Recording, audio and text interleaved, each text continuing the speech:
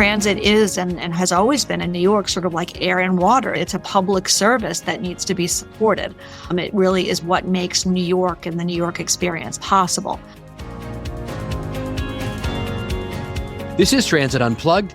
I'm Paul Comfort. Great to be with you on another edition of the world's leading transit executive podcast, Transit Unplugged In-Depth, this week with Cathy Rinaldi, who is the president of Metro North Railroad and the interim president of Long Island Railroad in New York City. Cathy, thank you so much for being with us today on the show. Thank you, Paul, for having me. Yeah, a lot of stuff going on in New York. Of course, the Big Apple. And you're running two of the biggest commuter railroads in the world, clearly two of the biggest ones in our country. I guess tell us some about them. Tell us about the railroad and what's going on there. Yeah. So thank you again for having me here today. Yeah, I've been the president of Metro North since February of 2018. And I've been almost a year in the interim job at Long Island Railroad. And it's obviously, a really exciting, challenging time for the entire industry as we recover from COVID. Obviously restoring ridership and getting ourselves, back after the pandemic is obviously, something that the entire industry is dealing with. And then on the Long Island side, especially, there's a lot of major capital investments coming online that are really going to revolutionize travel on Long Island. And it's really exciting to be, at the helm of the Long Island Railroad at a time when these investments are, finally coming to fruition. That's great. So when it comes to these two railroads, kind of explain to our listeners, what they are, how they work, how they tie into the overall MTA, the situation there in New York. Yeah. So people have heard of the MTA. It's the Metropolitan Transportation Authority. It's kind of the kind of mothership for the entire range of transit providers within the New York Metropolitan Area. So both Metro North and Long Island Railroads are Long Island Railroad are subsidiaries of the MTA. So Long Island Railroad runs from Penn Station, Atlantic Terminal in Brooklyn, and, soon Grand Central Madison and Grand Central, in the Grand Central Terminal Complex out to Long Island, as far east as Montauk and Greenport. Since the, 1800s, it's one of the oldest established commuter rails out there. Metro North, just earlier this month in January, celebrated its 40th anniversary. So Metro North is another MTA subsidiary, and it runs service east of the Hudson River on three lines, the Hudson, the Harlem, and the New Haven. The New Haven within the state of Connecticut is operated under a service agreement with the Connecticut Department of Transportation. And we also have services west of Hudson on the Pascack Valley and Port Jervis lines that are run under contract with New Jersey Transit. So these are traditional commuter rail services. I was earlier on the podcast, actually the first episode of the year, I was grateful to have on the CEO of another major commuter rail system, Jim Derwinski, who's CEO of Metro Commuter Rail in Chicago. And he was giving me kind of a view of how ridership is in the industry coming back from the pandemic. And of course, I think all 31 of the commuter rail systems in the country are still experiencing, a slow recovery in the weekdays, but a faster recovery on nights and weekends with ridership. Some are actually over 100%.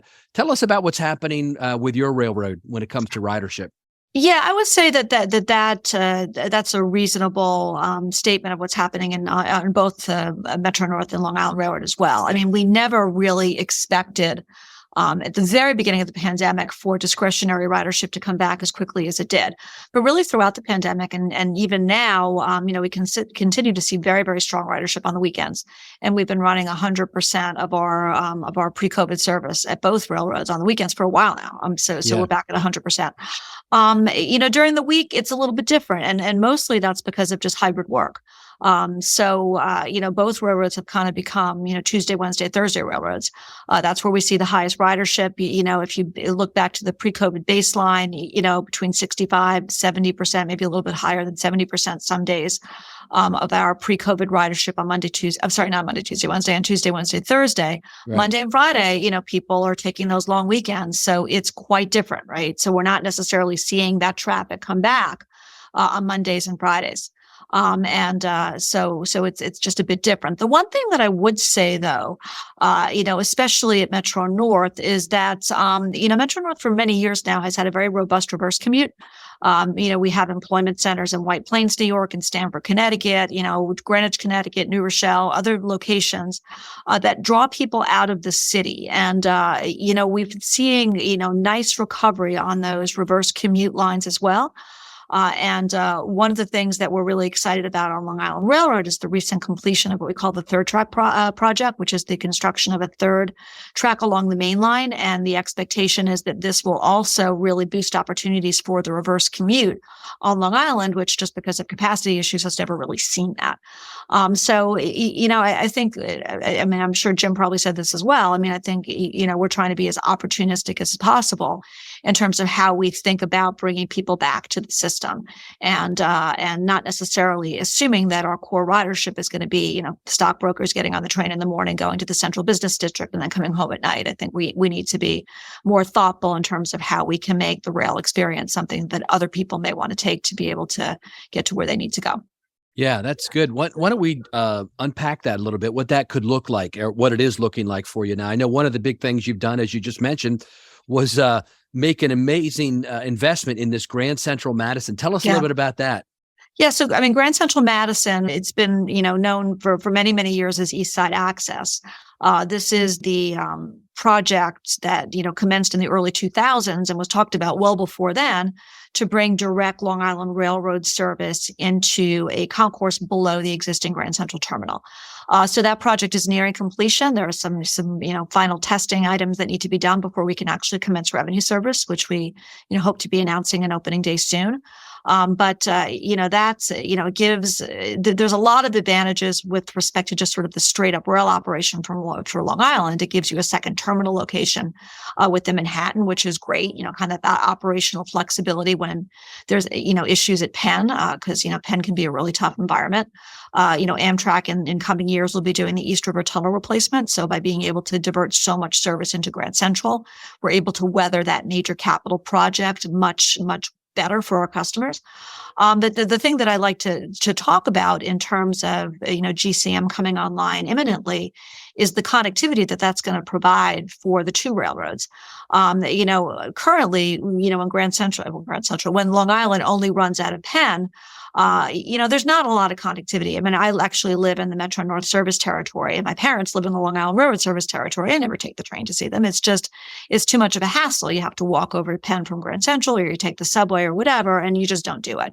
And I do think that connectivity within the same complex is going to provide tremendous opportunities for customers of both railroads to be able to cross over and take the other service. For folks like me who live up in the Hudson Valley to get to JFK, you don't do that by rail now. So that's going to provide great opportunities for Yankee fans on Long Island to be able to take the train up to Yankee Stadium. Again, that doesn't really happen now. So I do think as we try to attract more riders back to both systems, I think that connectivity within the Grand Central complex is going to provide an enormous opportunity, which, not just good for the railroad, but good for the region as a whole. You mentioned that weekends are picking up. How about nights and maybe midday? Are you seeing any increases in kind of these off-peak periods? Yeah, yes. People are taking the train for different reasons. Medical appointments, whatever. But, I think early on at the pandemic, at least, I was hearing a lot about, the flattening of the peak, and we weren't necessarily going to see the ridership be as peaky as it had been previously. Our ridership is still pretty peaky. The peaks are lower, obviously, but the ridership is still pretty peaky. In the afternoon, you might have, it starts a little earlier because you have like construction workers going home, that sort of thing.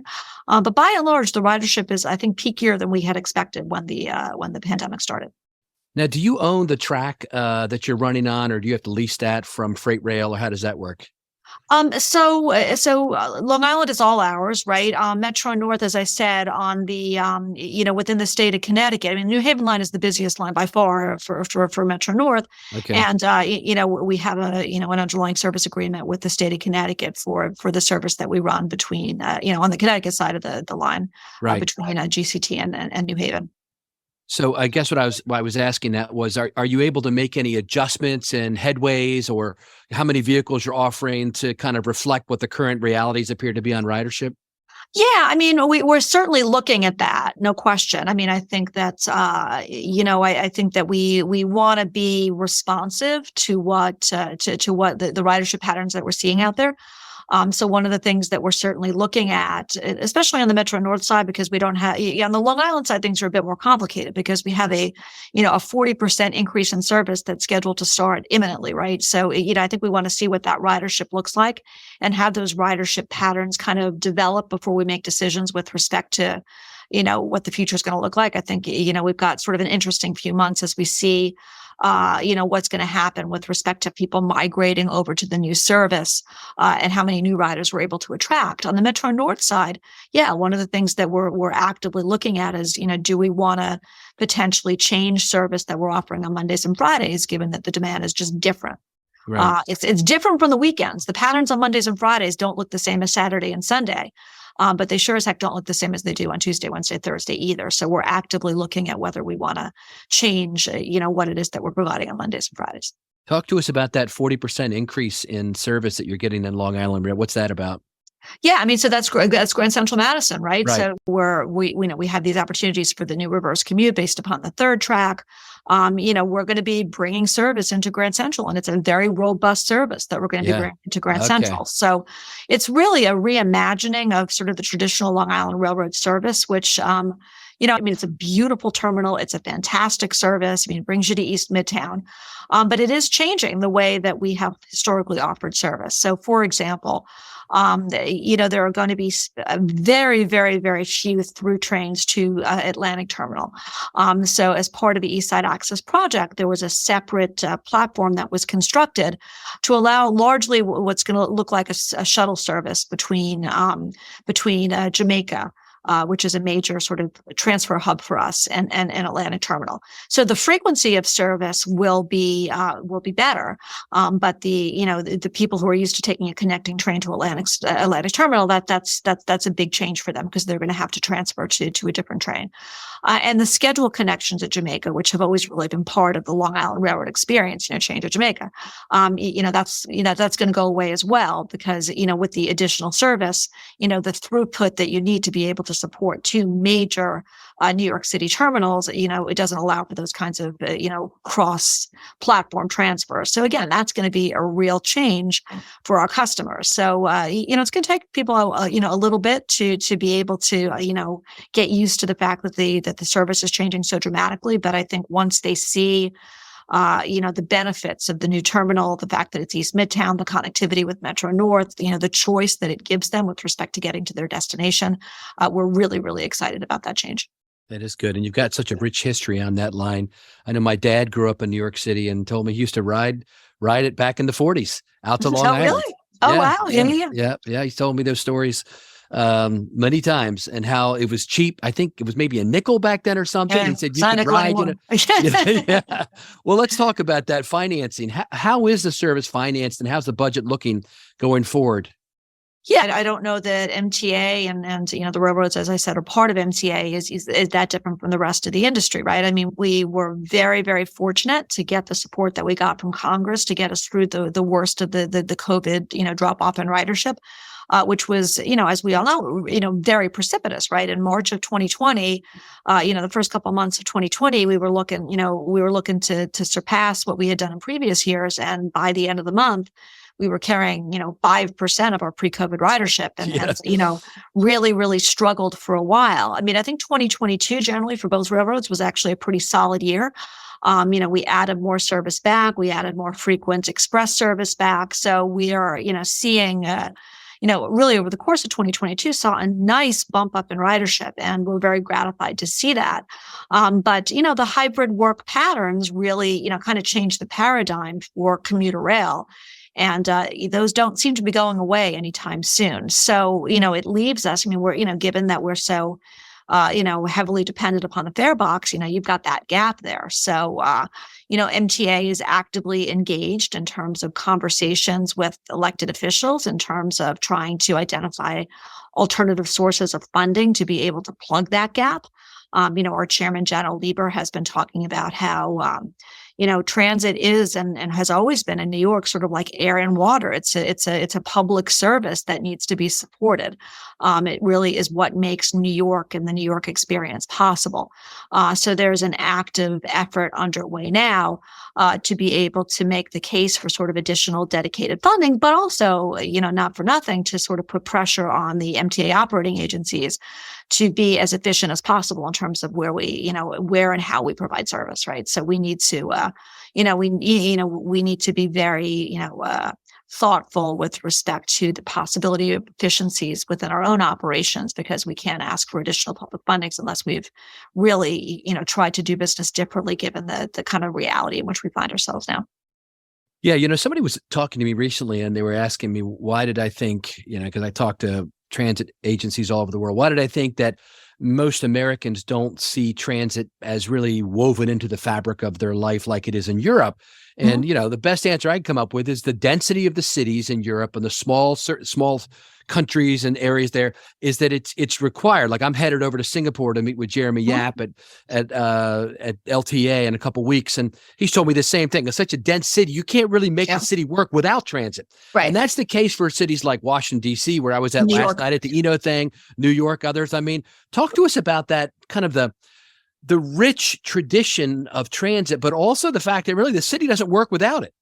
That's absolutely true. Traffic in New York is terrible. And I think sort of nationwide, I think, after COVID, traffic came back, to pre-COVID levels and then some, right? If you want to get from point A to point B, anywhere in the New York Metropolitan Area, a car isn't necessarily the best way to do it, right? So the connectivity that the subway system provides within the city of New York and the commuter rails provide, throughout the suburban network, it really, it was throughout the pandemic, it got essential workers where they needed to go. I mean, those were those were the folks that were riding during the worst of the pandemic, were the firefighters and, the police officers and, the MTA workers, right? Those were the ones who were riding and to be able to continue to kind of serve the region and to be able to, kind of spur the economic recovery that we need post-COVID. I mean, the railroads and the subways and the buses, they're all part of that. You really, New York is not New York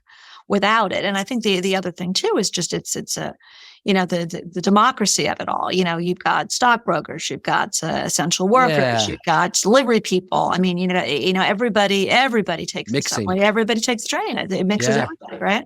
I just recently, a couple months ago, I interviewed Rich Davey for the show, and we were talking about how it all connects. So the commuter rail services that come into the city, there's good connectivity at certain hubs, right? With the bus network and the subway. Absolutely.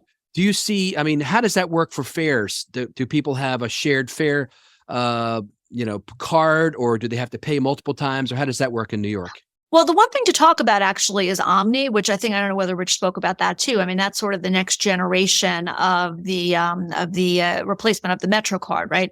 So, we're trying to, figure out how to integrate the commuter rails now into the Omni experience so that it becomes sort of a, kind of a seamless, singularly branded product that everybody can use. I mean, the railroads technically have their own tariffs and, it's a different kind of system because it's a zone-based system and all that. But to what extent can we have a single branded thing, whether it's your phone or a card or whatever, that provides a little bit more of a unified experience? Yeah, that's what they were telling me about. They're working on at Metro too, to kind of connect in with everything. Everybody's piloting that. I mean, it's obviously the next step in the customer experience, improving the customer experience, right? To make it so they don't have to pay multiple times.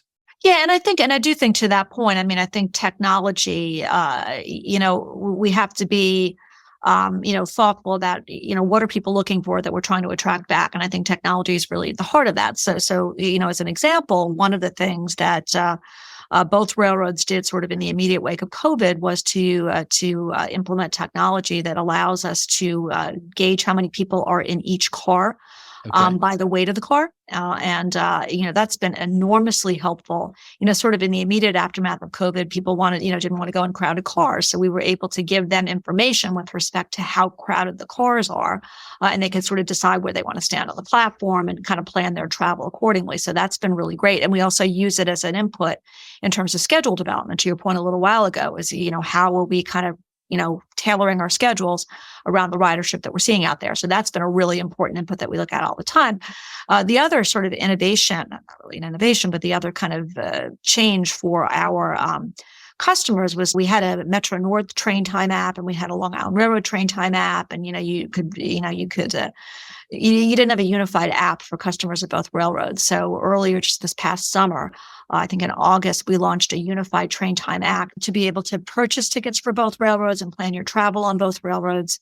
And you could see where your train is, and it's getting rave reviews on at the App Store, and it's been just really a wonderful amenity for our customers to be able to plan all of their rail travel in a single app, buy their tickets in the app, and that's the kind of stuff that I think our customers are looking for and they expect from us as we begin to attract more and more of them to the system. We'll continue with Paul's interview with Cathy Rinaldi in just a moment, but first, Mike's Minute with Mike Bismeyer. Hi, this is Mike Bismeyer, Regional Sales Director for Proterra, and this is Mike's Minute, where we talk about leadership, mentorship, and kindness with the hopes it'll inspire you to pay it forward. 2023 is now upon us, and it's great to be speaking with you all again, and I look forward to the year ahead. I'll continue to chat about leadership, mentorship, and kindness. However, it's exciting to see Paul and the Unplugged team digging deeper into leadership with regular segments that will be bringing us insightful knowledge from our industry leaders that will continue to benefit us and allow us to enhance our personal toolkits. Being the inaugural year of the CUNA Mentorship Program in which I'm participating, I'm also looking forward to reporting out in the future and sharing some of the key learnings that I'll be privy to, working and collaborating with the mentee that I've been fortunate enough to be partnered with. That's the future of transportation and something that I'm always excited about. I do also want to take a closer look at kindness this year, something that I've always been passionate about, and in 2022, several articles discuss kindness as being an integral part of the future of leadership. Kindness is easy, it's free, and it's contagious. Just last week, while at a company event, I was honored when a team member announced that they'd been inspired by my continued random acts of kindness and had asked the restaurant to package up some food that was not committed. On our way back to the hotel, we handed off to folks experiencing homelessness. Truly overwhelming, and it's the little things that quite often make the biggest difference for those in need. If you have an example of a random act of kindness, a company initiative focused around kindness, or just someone you want to call out that has gone above and beyond, please do not hesitate to reach out to me, and I'll be sure to send a shout out or a mention in one of the upcoming segments. Look me up on LinkedIn, Mike Bismeyer, or Kindness is Cool by The Biz, and I look forward to hearing from you. Have a great week. Kindness is cool.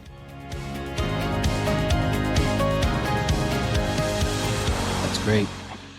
Cathy, tell us something about yourself, your career, and how you got to where you're at. I'd be interested to find out some about that. I mean, you've had a great career, as I understand it.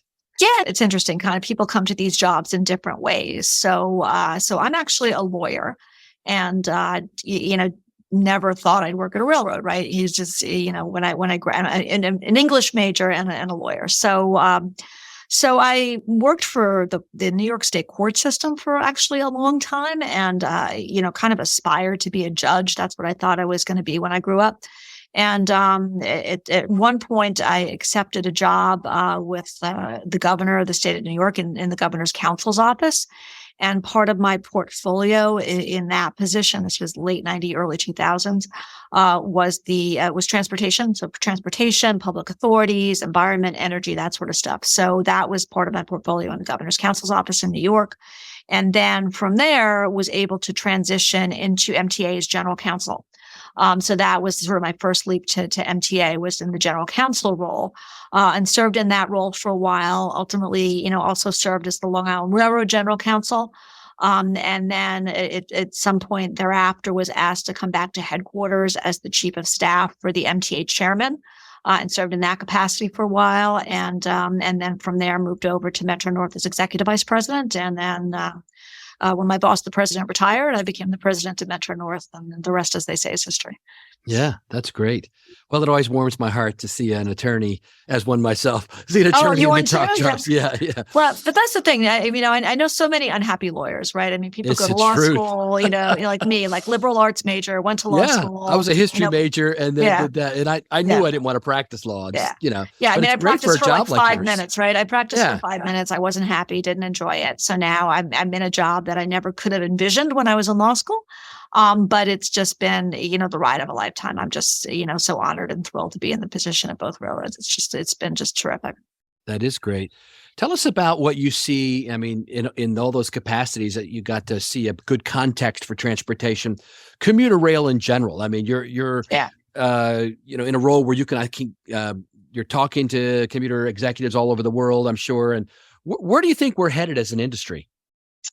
Yeah, I mean, that's a really good question, right? I mean, I think nobody knows. And I think that's kind of the scary thing. I do think, sort of picking up on what I said a little while ago, I think we need to think bigger with respect to who our ridership is and can be, because we don't have a choice, right? I mean, right. I think, you can't necessarily assume. I think there was sort of a brief snapshot in time where people thought we'd flatten the curve and we'd be back to normal in 6 months and like everything would be as it was before. And that's just not going to happen, right? So I think we just need to sort of accept the reality of that, keep the customers that we have, attract more that want to ride with us, and just sort of develop a kind of a philosophy and a service plan to be innovative and thoughtful with respect to who else we might be able to attract back to the system, which is why, to my point a little while ago, I'm kind of excited about the potential for that connectivity between Metro North and Long Island, right? That never existed before. It exists now. When East Side Access was envisioned, a million years ago, it was largely, daily commuters from Long Island who work on the East Side. It was really a commutation sort of centered project, and that's how we talked about it. And I think it's still, that, of course, but I think that in terms of how we talk about it, I think we should talk about it in sort of a broader, more comprehensive way, and try to unlock the potential for kind of pulling in riders that were not necessarily envisioned when the project was first, kicked off, whenever that was. Yeah. A million years ago. So. Right. Yeah, and there's a comparable effort underway on the Metro North side, right? So there was recently a groundbreaking for Penn Access, which will be, a New Haven line service along the Amtrak right of way. So that will allow there to be a direct New Haven line connection for Metro North into Penn Station. Again, you've got, connectivity there that doesn't currently exist. And, will that provide the opportunity for, both the CBD bound travel as well as, reverse bound travel for folks who live in communities in the Bronx who don't currently have commuter rail experience. That's great. So connectivity between lines is a great way to promote new riders. I mean, I'm sure, do you guys have your own marketing department that reaches out and tells people, hey, you can ride to the museums or ball games or nightlife, those kind of things? Yeah. They may not have traditionally promotions and discounted tickets with destinations around the city and all that stuff. I mean,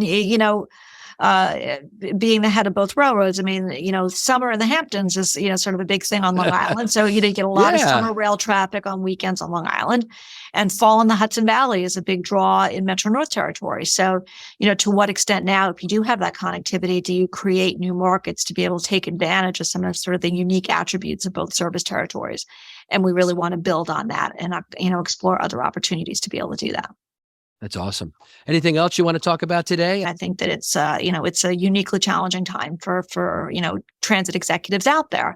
But challenging, but also really stimulating at the same time. We're having to be thoughtful about our ridership and our service in a way that I frankly don't think we've ever been challenged to do. And I think that, it's very energizing, I think, in a lot of ways for a lot of people. Yeah. Jeremy App, I had him on the podcast a while ago, and he was telling me, to be honest with you, Paul, we're kind of glad we don't have the peak of the peak anymore, because we're able to take some of all those extra resources we had to throw at it and blend it and reach more people than maybe we have in the past. So it sounds like you're taking this opportunity to this inflection point in the history of public transportation in New York City to reevaluate and repurpose some of what you've done and create new connections for your customers. Yeah. And also to sort of think, in terms of, there's been a lot of discussion in recent years about, sustainability and climate change, and how do we make the case and how do we build upon the existing case for the fact that, this kind of travel really, from a climate change perspective is something that we want to encourage more people to gravitate towards. But yeah, no, it's an exciting time for a lot of reasons. And I've got great teams at both railroads, and then, we're getting down to it and trying to bring as many people back as possible. Well, thank you, Catherine Rinaldi, for sharing with us some of your plans and the successes you've got coming up. Can't wait till you have the announcement on the Grand Central Madison. Hope I can visit it sometime this year. I love taking the train up into New York City from down here in Maryland, and we wish you the very best. Thank you so much. It's been great being with you today.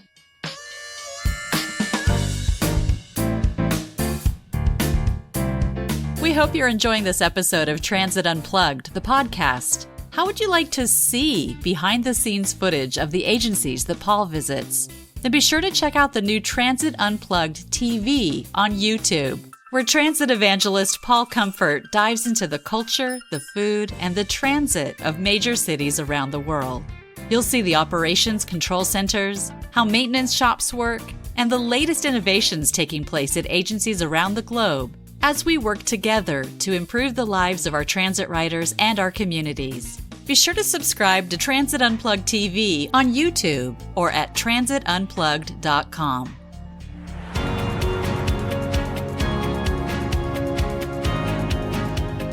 Thank you for listening to this week's episode of Transit Unplugged In-Depth with our special guest, Cathy Rinaldi.